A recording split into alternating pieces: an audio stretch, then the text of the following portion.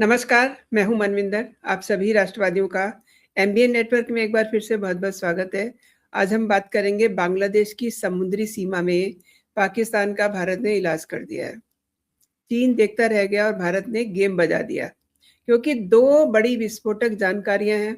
एक तरफ बंगाल की खाड़ी में पाकिस्तान की नई चीनी पनडुब्बी पीएनएस हंगोर का मंडाता साया और दूसरी तरफ भारत में इजरायली राजदूत का वो चौंकाने वाला दावा, हमास के आतंकी हमारे पड़ोस में सक्रिय हैं। सभी जानते हैं कि हमारे पड़ोसी कौन हैं और इसी बीच भारत ने एक ऐसी चाल चली है, जिससे पाकिस्तान के पसीने छूट रहे हैं।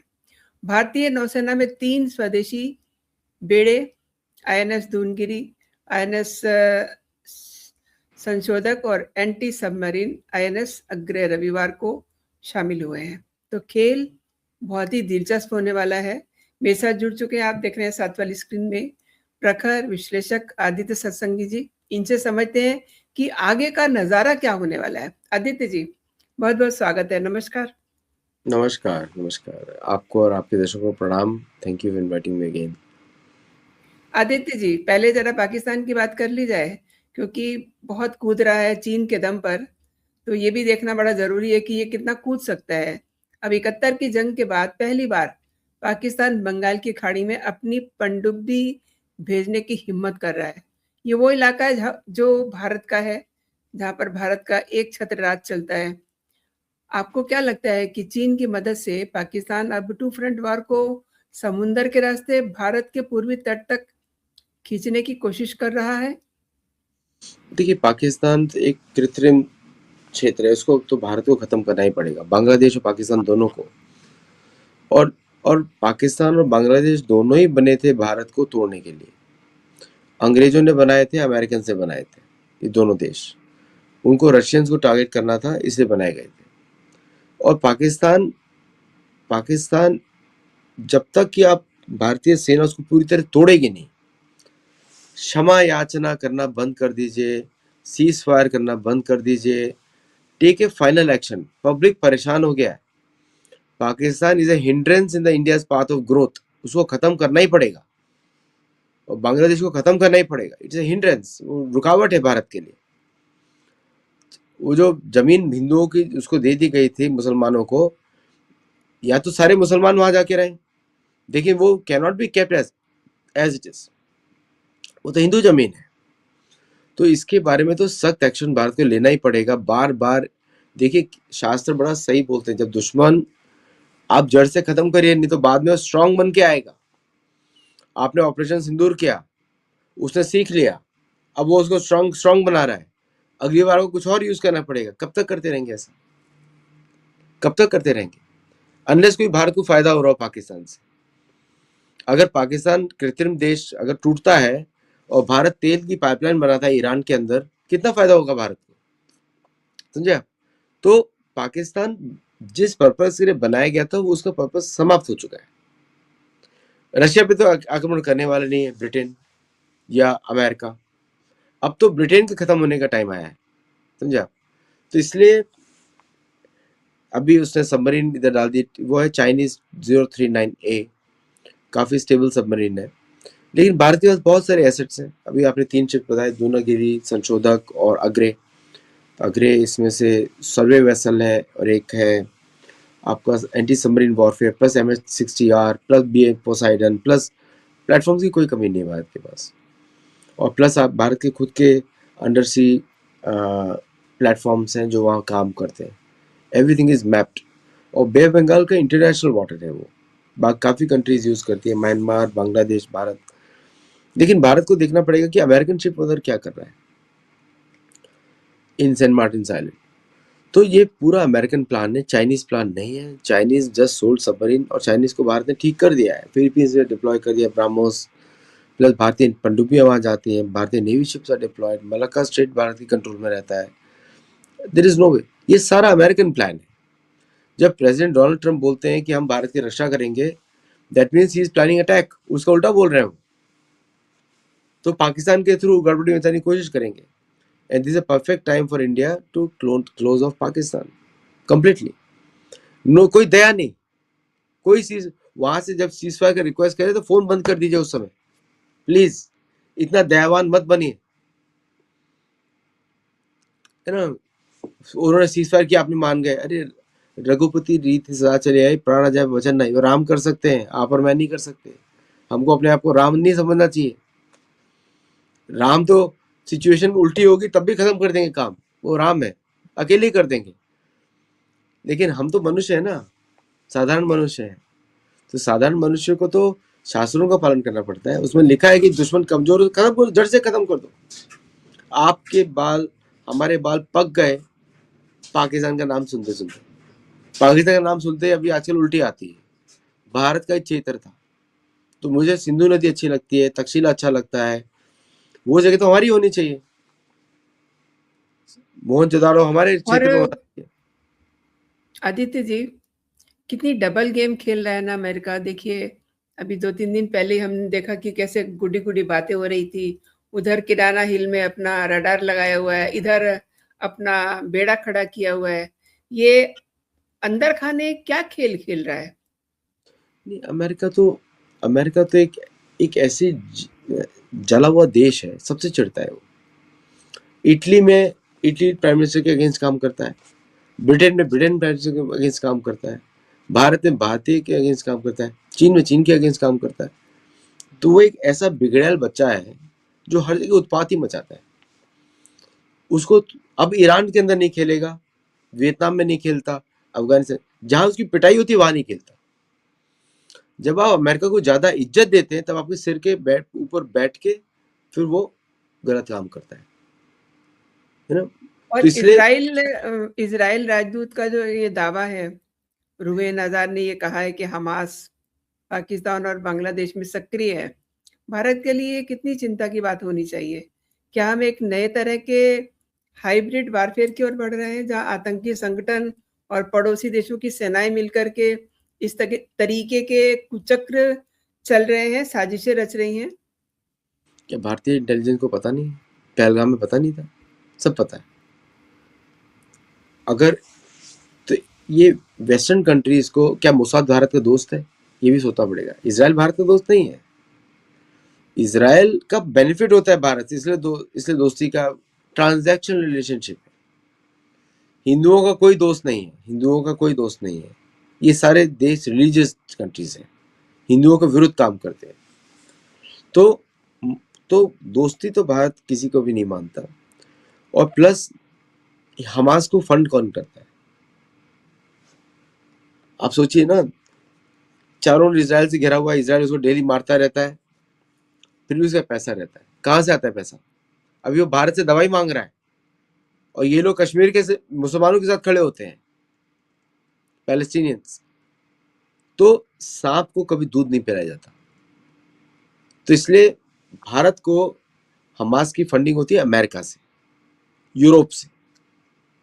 इसको इंटेलिजेंस के नेटवर्क से जैसे यूज किया जाता है, कॉन्फ्लिक्ट को अलाइव रखा जाता है ताकि वहां पे तेल निकालते रहे, सब कॉन्फ्लिक्ट में निकलते रहे, सब तेल निकलता रहता है पीछे से। So this is the whole purpose of the Middle East conflict.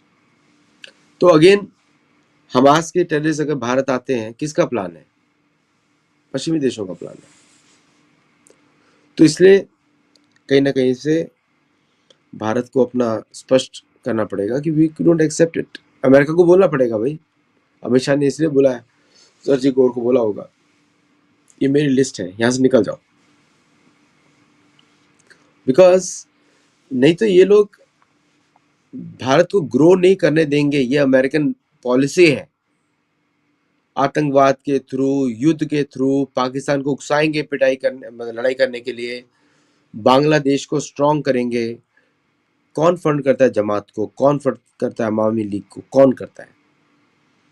हिंदुओं का के ऊपर अत्याचार क्यों हो रहा है? ताकि भारत को उकसाए और अटैक करे, फिर फंसाए। ये तो गेम चल रहा है और भारतीय गवर्नमेंट फंस नहीं रही है इसके चक्कर में। सो अभी सबमरीन को इधर भेजा। जिस दिन भारतीय सबमरीन पहुंच जाएंगे अमेरिकन बैक वाटर में, अमेरिकन बकवास करना बंद कर देगा, गारंटी।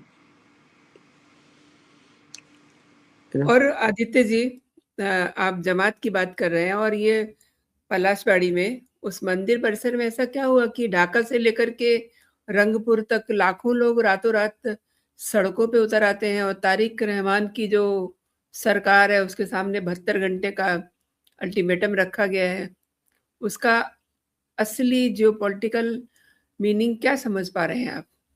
देखिए, गायबंद में भगवान राम के मंदिर की प्रतिमा के ऊपर है, भगवान राम जहाँ पहुंच जाते हैं वहाँ विक्ट्री इंश्योर्ड हो जाती है। तो अब बांग्लादेश की पॉलिटिक्स चेंज होने वाली है। Hindus are going to come in prominence, Hindus have to take over the country. Bangladesh Hindu country थी, हिंदुओं की जगह है, पाकिस्तान हिंदुओं की जगह है ना। तो Hindus have to come back.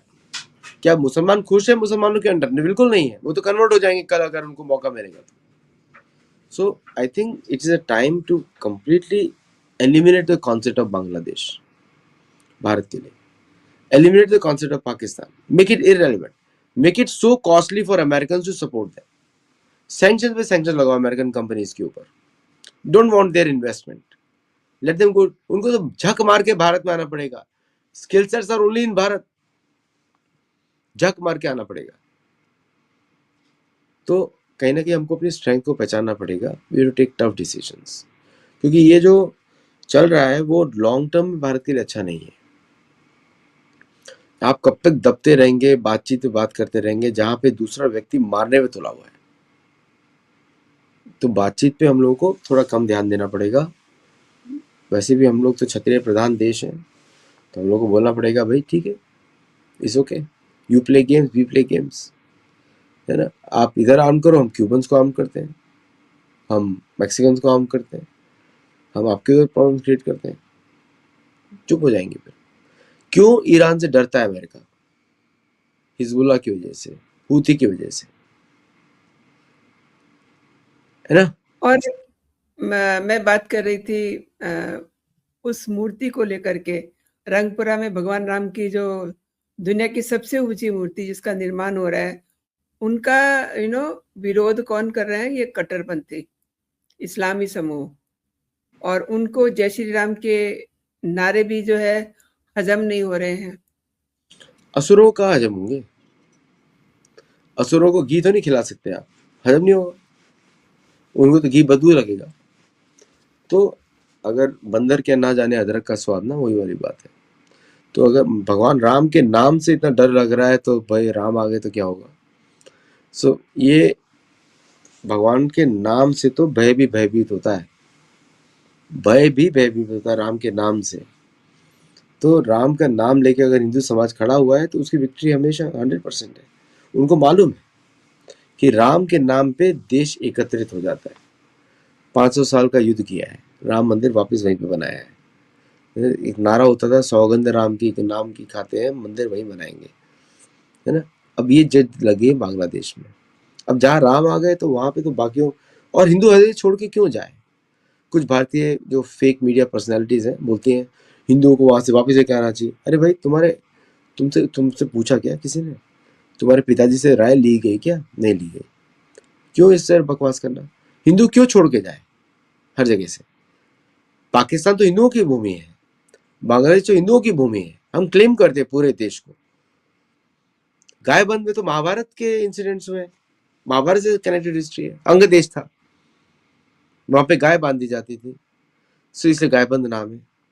सो जब हमारे इतिहास से संबंधित जगह है, क्यों छोड़ के जाए? लोग मुझे बोलते हैं अमेरिका में, आपको मालूम है पुराणों में अमेरिका का नाम है क्रॉन्च द्वीप। भगवान राम की सेनाएं बोलती है, सुग्रीव की सेनाएं को बोलती है ये इक्ष्वाकु वंश की प्रॉपर्टी है। आप इतिहास जाके चेक कर लो चेक जाके, क्या लिखा हुआ इतिहास में। प्रियव्रत के पुत्रों ने बसाया, 7 पुत्रों ने, एक को दिया गया क्रॉन्च द्वीप। तो अभी मनु के पुत्र हैं, अब ये तो पुराणों में लिखा हुआ है। अब आप नहीं मानते या आप नहीं जानते, वो आपकी प्रॉब्लम। जो जानता है वो बोलेगा कि ये तो राम की प्रॉपर्टी है, ईशावास्यम इदम सर्वम। तो हिंदू क्यों छोड़ के जाए कहीं से भी? जो वियतनाम में हिंदू है, जो कंबोडिया में हिंदू है, आप उसको भी बुलाओगे भारत आ जाओ? मेरे तो सारे हिंदू थे वियतनाम में, कंबोडिया में, लाओस में, इतने सारे हिंदू मंदिर है, आप उनको भी बोलोगे छोड़ के आ जाओ? फिलीपींस की नेटिव पॉपुलेशन सारी हिंदू है, तो उनको भी छोड़ के आ जाओ, भारत आ जाओ। तो ये जो सेक्युलर वामपंथी लोगों का जो डायलॉग होता है, और सो कॉल्ड राइट विंगर्स, जैसे हम तो ना राइट है ना लेफ्ट है, हम लोग धार्मिक है, सो ये जो राइट विंगर्स है उनका भी दिमाग खराब हो जाता है और हिंदू छोड़ के आ जाए, हिंदू सीए हो जाए। नहीं, क्यों हो जाए? गर्व से रहो बांग्लादेश में, अगर मरना पड़े तो मरो, नहीं तो मार के मरो। जिस दिन ये एटीट्यूड आ जाएगा ना, बांग्लादेश की प्रॉब्लम सॉल्व हो जाएगी। और चले मरेंगे तो 10 लोगों आदित्य को साथ लेके मरेंगे। ये डरपोक लोग होते हैं सब तो। अब बताए बिल्कुल। हूरों के पीछे भाग रहे हैं।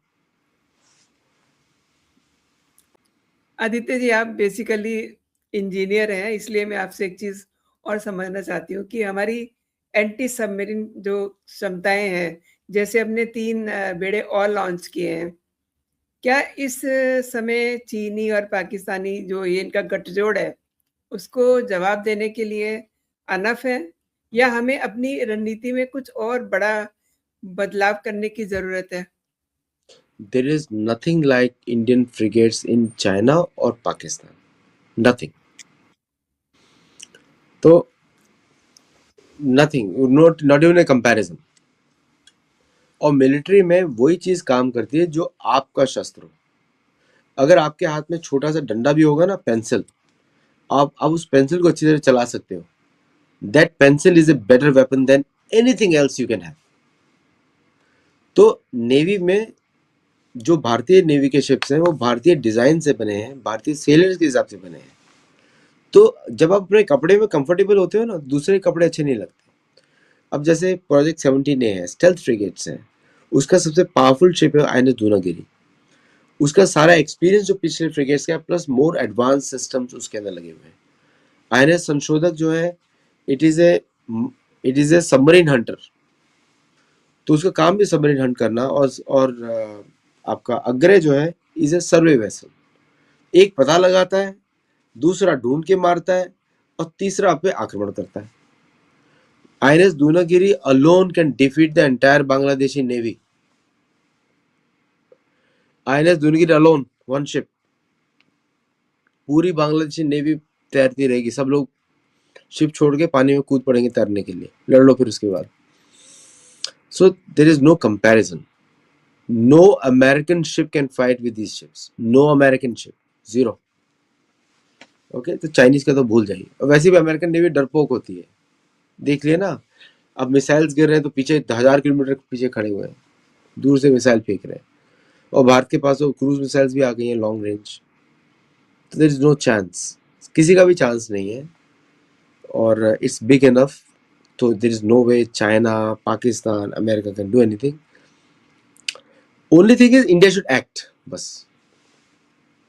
एक डुबो दे शिप किसी का भी, देखिए फिर क्या होता है। टेस्ट तो करें ना, लिटमस टेस्ट करते हैं ना कि कौन सा कलर चेंज हुआ केमिकल टेस्ट में। Let's test. तो और जो रडार सिस्टम से हमारे बड़े पावरफुल होते हैं, and these are long range weapons. मतलब ये 1000 किलोमीटर दूर खड़े होकर आप पे आक्रमण करेगा, आप देख भी नहीं पाओगे इसको। और हजार समुद्र में एक शिप को ढूंढना, अमेरिकन साइज एयरक्राफ्ट कैरियर, मतलब एक तीली को ढूंढने के जैसा होता है बड़े से तालाब में। और तालाब का रंग बदलता रहता है, कभी काला कभी नीला। तो it's impossible to detect also, plus ये स्टेल्थ है। वो तो मैंने एयरक्राफ्ट कैरियर के बारे में बोला, तीली के जैसा होता है।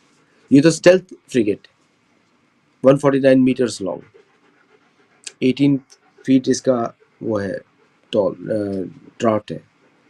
तो इसे इम्पॉसिबल टू डिटेक्ट, बहुत स्टेबल शिप है, यूज करना और पड़ेगा ये भारत को कहीं ना कहीं। ये टीएनएस हंगोर क्या भला है? बड़े कूद रहे हैं टाइप इसके ऊपर। टाइप 039 है। नहीं, पाकिस्तानी किसी भी कूदते हैं बंदरों के जैसा। पाकिस्तानियों को कूदने के लिए क्या बहाना चाहिए ना उनको। अब हंगोर हंगोर हंगोर, जब हंगोर पिट जाएगा फिर हंगोरानी बोलेंगे उसके बाद। सो इट्स ए पाकिस्तानी के उछलने पे आप बिल्कुल भी वो मत करिए पाकिस्तानियों का। और प्लीज। हमास के मुद्दे पर इजराइल का ये जो इनपुट, क्या भारत को एक बड़े काउंटर टेररिज्म ऑपरेशन के लिए प्रवोक कर रहा है? आपको क्या लगता है कि आने वाले समय में भारत और इजराइल के बीच खुफिया जानकारी साझा करने का स्तर और गहरा होगा? पहले से ही बहुत कह रहे हैं, इनफैक्ट तो भारत और इसराइल जो जॉइंटली डेवलप करते हैं बराकेट, जो तीनों शिप्स में लगी हुई है, जो नए शिप्स हैं, Barak eight is Indo Israeli venture. तो India and Israel are collaborating on many platforms. तो मुझे नहीं लगता कि, और भारत का इंटेलिजेंस कॉर्पोरेशन इजराइल बहुत पहले से चलता है, अमेरिका के साथ भी चलता है। वो तो पहली बार मैंने लिस्ट दिया अमेरिका को, भाई पहले clean your toilets before you come here, बदबू मार रहे हो। So this is the time Bharat has to take some action, that's most important, कि अब वो एक्शन ले, सिर्फ बातचीत ना करे, सैंक्शन पॉलिसी बनाए अमेरिका के विरुद्ध और दूसरे देशों के विरुद्ध।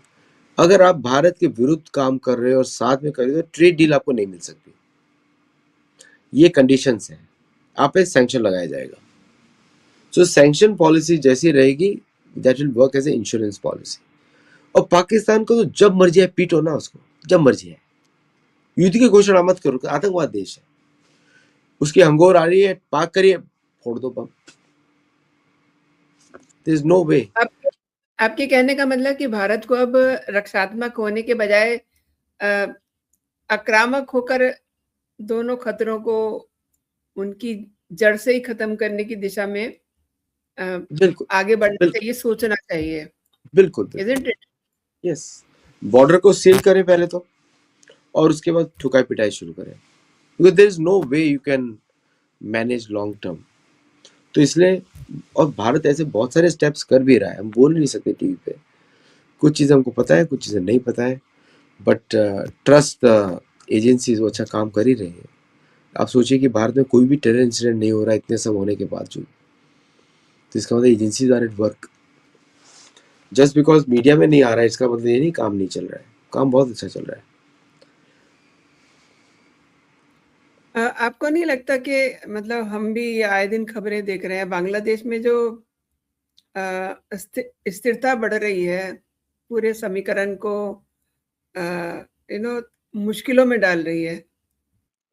देखिए, इस प्रॉब्लम तो होने वाली है किसी भी देश में हो। इस्लामिज्म का वो नेचर होता है, एनार्किस्ट रहता है वो।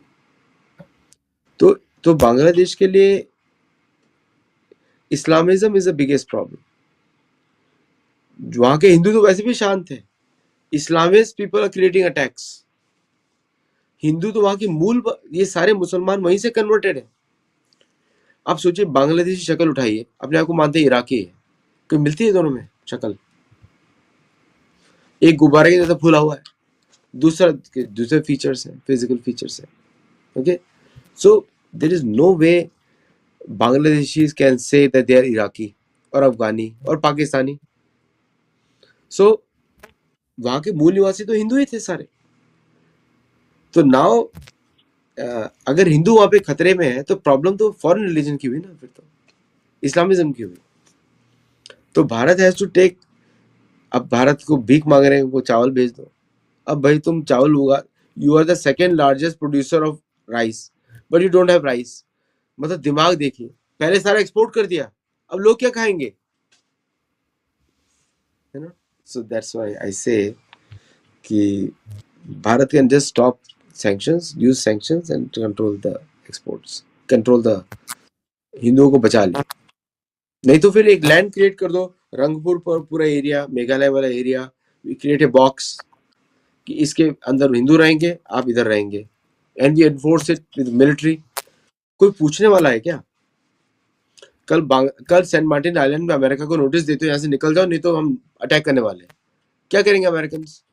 आप 24 आवर को नोटिस दो, 24 आवर्स अमेरिकन शुड रिटर्न, भाग जाएंगे वो। ईरान पे अटैक नहीं कर सकते कि भारत पे अटैक करेंगे, भाग जाएंगे।